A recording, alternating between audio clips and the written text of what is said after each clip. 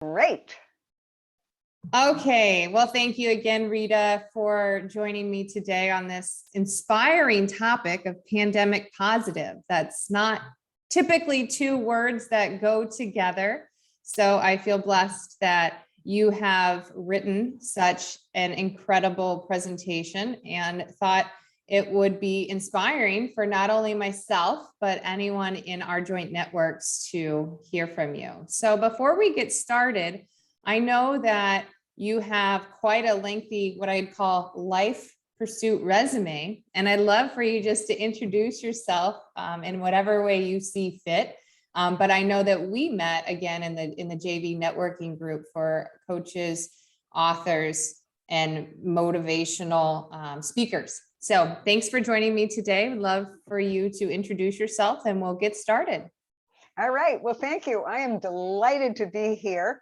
One of the things that I most love to do is what I call inspiration, which is a combination of getting inspired and then taking action. Because if you don't take action, nothing changes.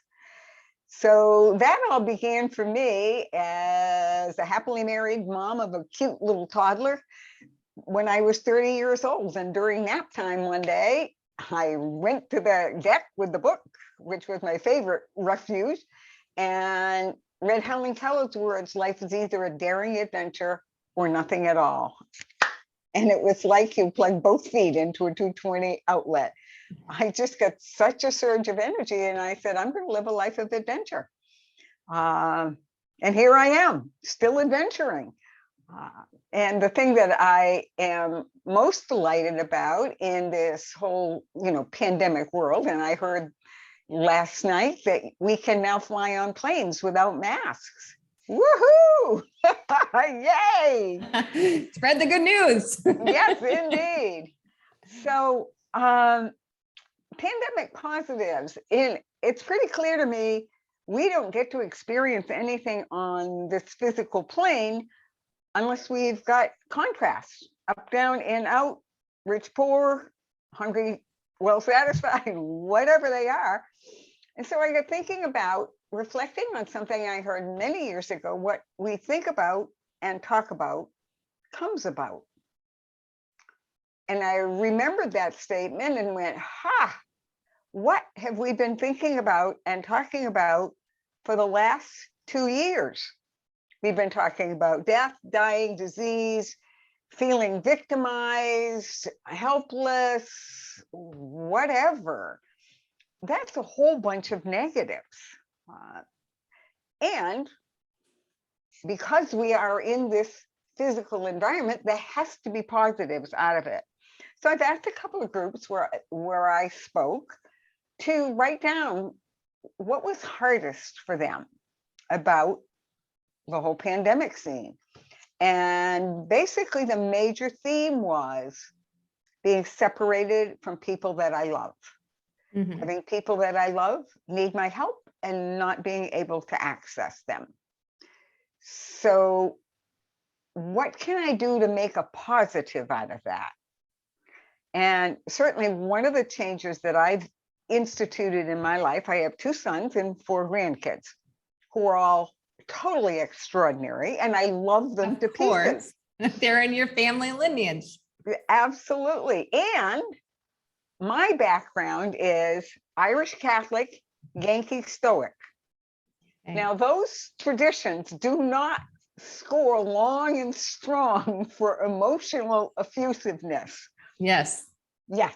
I grew up in the coast of Maine, which makes it even more independent, Yankee, keep it close to my chest. And so one of the things that I've changed, and I haven't got any feedback from my kids yet, but I am much more effusive in terms of saying, I really love you. I actually adore you. Because I don't think any of us hear too much of the, you're a really wonderful person and I'm glad you're part of my life.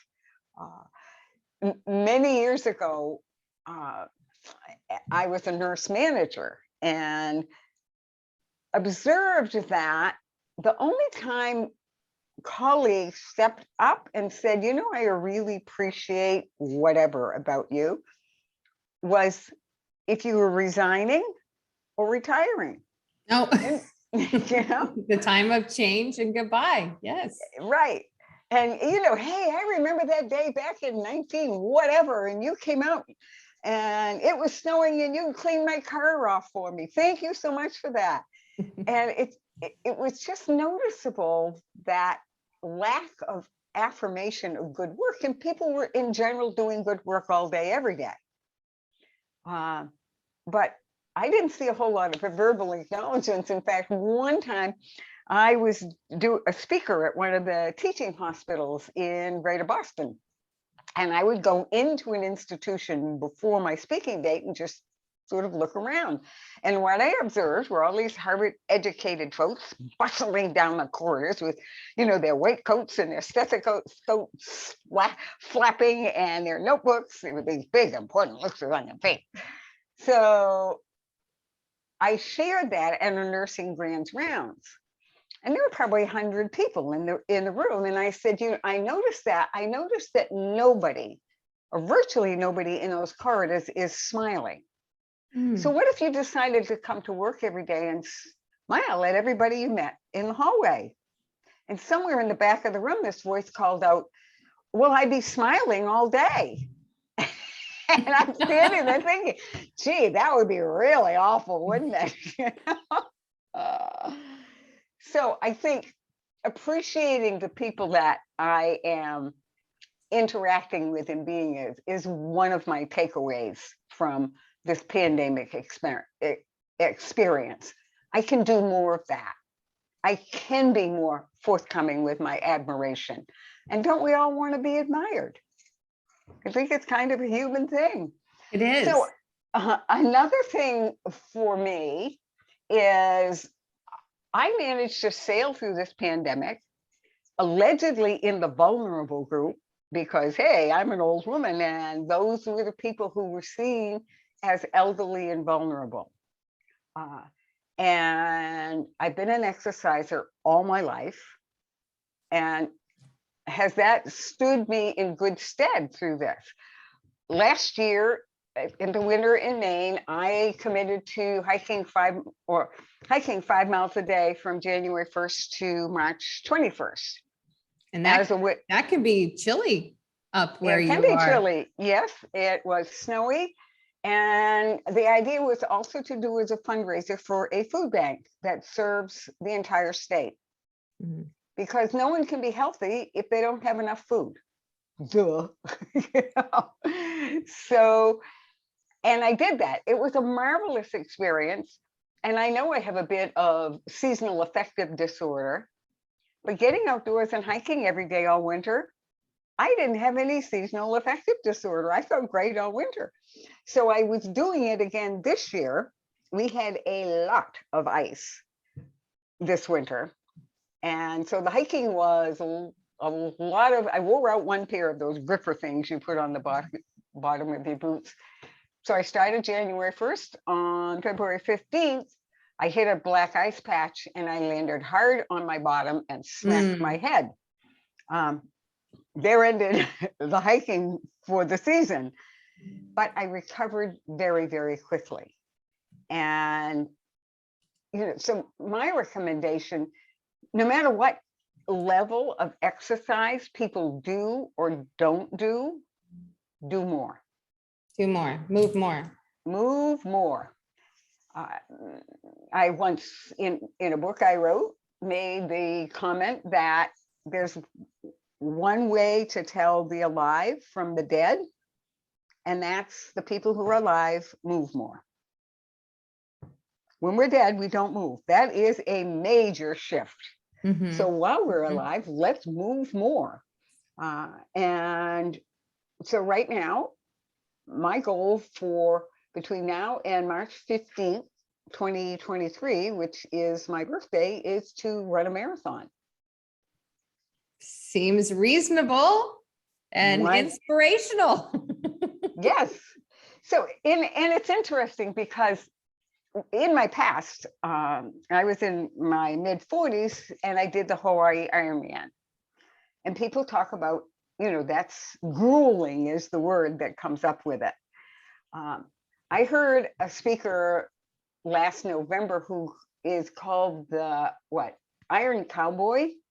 He's a guy from Calgary, Canada, who last year did 101 Ironman length triathlons. That's Wow. yeah. What's the miles? 2.4 mile swim, 112-mile bike, and a full marathon. 26. Yeah. He did those back to back for 101 days. Wow. So I haven't read the record on this gentleman. I'll have to look him up. yeah, he's a fascinating guy. And I sat there in the audience, and he had summited on Kilimanjaro too, which I did in the past. He bicycled up it, which, hey, interesting way to climb a mountain. But I sat there in the audience and thought, Rita, you are underestimating what you can do. Look at what that guy just did. And what it was, he set the goal and he wasn't going to be stopped. Made a plan, I'm sure somewhere in between there. That is one component that I always, say separates the dreamers from the achievers. Is everybody can dream, but the achievers actually, like you said, inspiration, right? Right. You have to be willing to do what it takes to separate yourself from the 99% that aren't going to do what it takes. And so it is diligent effort. And like I said, investment. I like to say you are your only asset. And I'm enjoying learning how you've invested in yourself. We're on number 2 of what you've learned during the pandemic. So tell me what's next. What's number 3? Well, the other thing that I have witnessed during this pandemic, I have 2 sons, they each have 2 kids. My ex-husband is a couple of years older than I chronologically, but biologically, he's 50 or 60 years older than I am. And I am watching my sons and their families have to divert themselves, their energy to some extent, from their own families and their own missions and what they're doing, and take care of their dad. I've watched that over the last several months and said, I will do anything I possibly can do so that I don't become that kind of a burden to my kids or my grandkids. No. And actually, I don't want to become that kind of a burden to myself either, because I don't think he's having a whole lot of fun these days. So to me, I really intend to spend a lot of time over the next several years talking to folks and inspiring people who are aging, and aren't we all, but particularly people over 50 who are starting to see the deterioration signs of aging and then not doing anything about it. Because inevitably it's going to get worse as the years go by. And there are so many things that we can do now. We have so much technology. Much. We have so much at our fingertips. I find myself, what I say, like having to, choose. Like when back in the days when there was one doctor in town or a healer in town or, plant medicine in town, like you had one. Now you Google it and you can meet with 1 million of them or 100,000 of them. And it's anybody on the planet. Anybody on the planet. And that's, how I love how Rita and I got connected, and you attract your tribe, right? Yes. I am a very, very, very strong proponent and proclaimer of personal responsibility. I want to work with people. I want to surround myself with people that have a high amount of personal responsibility. And that's truly how I hear you sharing your lessons from the pandemic in a very positive way. You don't want to be a drain or a weight or a burden on your family, or, you didn't say, but it's assumed, or society, right? Or society. Absolutely. another bed in the hospital, or another, prayer at church, whatever we can do to remove that extra burden on society and be the light to help lift others up is taking that personal responsibility that a lot of the world is awakening to now. Yes. And to me, that's very exciting. And, I certainly know my story as a senior better than others, but I know there are lots of other seniors out there doing incredible things and really making a contribution. One of the challenges is we live in a culture which really disregards older people. We have a grandparents' day that's a hallmark holiday in September, but who celebrates grandparents in the US? Not very many. So I think that's something, obviously the whole world is graying. And in my own professional background, which is healthcare, I read there was a Forbes article in mid-March, and the prediction was that by 2025, 75% of healthcare professionals will have left healthcare. Yeah. Egad. I need to get that article from you, because it's right in line with where I believe things are heading, and where I'm trying to serve my purpose and my passion as well. And so what does that tell you, that article, about how that aligns with the personal responsibility? Like what conclusions can you draw from that? Egads, if there aren't going to be any healthcare professionals, maybe I ought to be really professional about taking care of myself. Yeah. I mean, there are so many people I hear in my age group talking about getting their hips replaced, getting their knees replaced. It's almost like people feel like, well, I don't really have to take care of my body because there are replacement parts. But the replacement parts do not work in the same magical way that our own body parts do. So we need to take care of them. Mm-hmm. When I used to talk to audiences about, if you owned $250,000 racehorse, or whatever, how many $1 million racehorses cost, what would you feed him? Obviously, you'd feed that horse the very best food that was available on the planet. You'd make sure he exercised. I mean, you'd take exquisite care of that winning racehorse. I mean, we're getting close to the Kentucky Derby, right? Mm-hmm. Those horses they're really kind of forced to live with the same kind of exquisite care that we ought to be giving to our own bodies. Yes. And it's again, the horses really aren't, like you said, to have that point for personal choice, natural choice, obviously, in their natural habitat. But yeah, look at the extraordinary outcomes when we provide what we know is the best fuel and the best care that we can provide ourselves. So, well, thank you for sharing those beautiful 3 lessons from the pandemic. And as you know, Rita, I am positioned and passionate about helping healthcare executives transition into their own purpose and passion-filled business.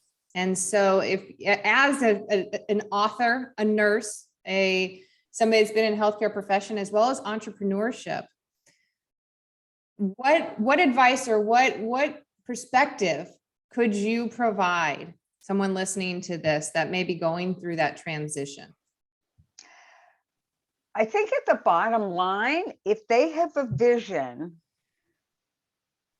do whatever they can to nourishment. And certainly, I have not hung around with healthcare executives for a long time, but my impression is the responsibility is overwhelming.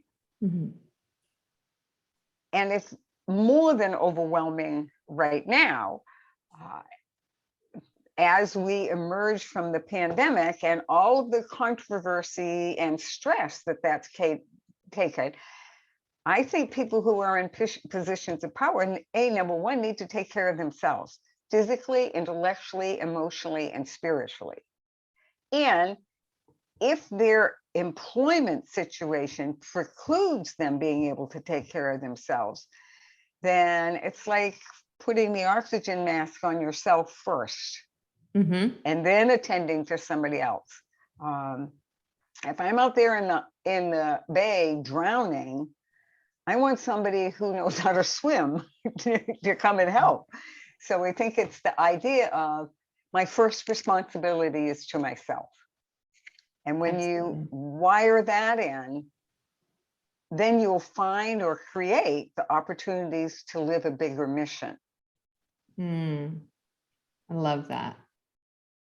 Which is exactly really the opposite of how we're wired to think. It's like, put the attention out, serve these people, serve this mission. But when you take it back, it's truly not selfish. It is actually the exact opposite, because then you can become something more than yourself. You actually transcend the ego and are open to receiving more of what's in your path. And to giving more. Giving more, yeah. Because the two work together. They do. And give and receive is a must, right? It's a cycle. It's like anything else, the light and the dark, the give and the receive, the give and take. It's something that we have to play on both ends of, and realize that there's periods and seasons of life where you are on different ends. But I just love hearing your profound advice and record of what the pandemic has taught you. So is there anything else that you would like to share before we close up for the day? Well, if I could put a little pitch in for some products that I have accessed and a company with whom I work. Yes. I didn't bring my packet, but let me show you this little patch, which is non-transdermal. There's nothing that goes into my body except energy. I put it on my skin. The heat of my body activates little crystals in here. There are frequencies reflected back into my body. This little one activates a copper peptide that we all have a lot of when we're young, not so much when we're old. And we know scientifically, when we have higher levels of that copper peptide, we have higher levels of stem cells. So by the time you get to be my age, you have very few stem cells left, and the ones that you have are rather lazy. This is a way to physiologically turn back the hands of time, which is pretty cool. So if anybody's interested, I love to have them check me out.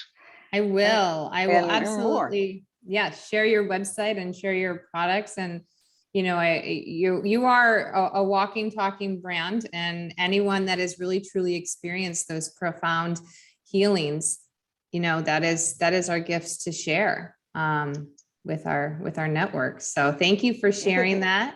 And more to come. Get in touch with Rita. She's connected to me on Facebook as well as LinkedIn.